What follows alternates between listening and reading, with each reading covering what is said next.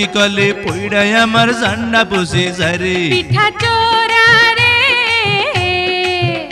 আরে পিঠার ঝালে কেন হা মুখে পান সুপারি তুই দে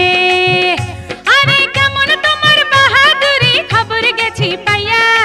একটা পিঠা খাইয়া তুমি গেছো কাহিল হইয়া আপা পিঠা রে